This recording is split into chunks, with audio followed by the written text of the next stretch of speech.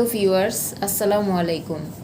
আজ আমি আপনাদেরকে দেখাবো কিভাবে ঘরেই আপনারা খুব সহজেই মেয়োনিজ তৈরি করতে পারেন। এর জন্য কি কি উপকরণ লাগবে আমি দেখিয়ে দিচ্ছি।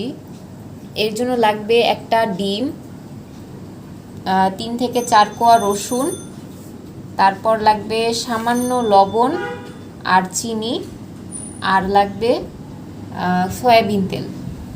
সয়াবিন তেলটা এখানে আমি আধা কাপ নিয়ে নিয়েছি। আর এর জন্য আমি ডিমের সাদা অংশটা নিব। এখন আমি মশলা ফাঁকি করার কন্টেইনারে উপকরণগুলো ঢেলে নিব।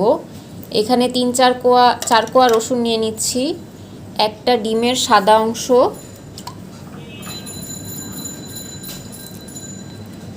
আর এখানে একটু স্বাদ মতো লবণ আর সামান্য চিনি আছে, এইটুকু দিয়ে দিচ্ছি। সয়াবিন তেলটা আমি আস্তে আস্তে মিশাবো, তাই এটা আমি পরে অ্যাড করব। এখন আমি এখানে এই 2 চামচ করে সয়াবিন তেল নিব।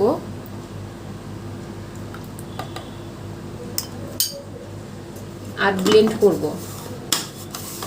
এটা হচ্ছে মেয়োনিজের আসল জায়গা, যেখানে আপনাকে ধৈর্য সহকারে একটু একটু করে সয়াবিন তেল দিতে হবে আর অপেক্ষা করতে হবে যে কখন ফেনাটি।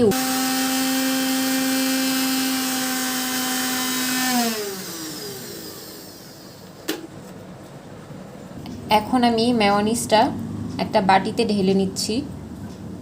দেখতেই পাচ্ছেন কতটা ঘন হয়েছে। আপনারা একেবারে সয়াবিন তেল ব্লেন্ডার করবেন না।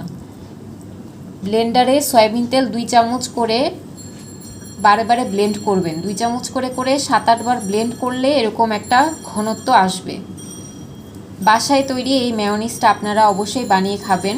বাইরের অস্বাস্থ্যকর মেয়োনিজের তুলনায় এই মেয়োনিজটা আপনারা যে কোনো খাবারের সাথে খেলে শরীর স্বাস্থ্য ভালো থাকবে।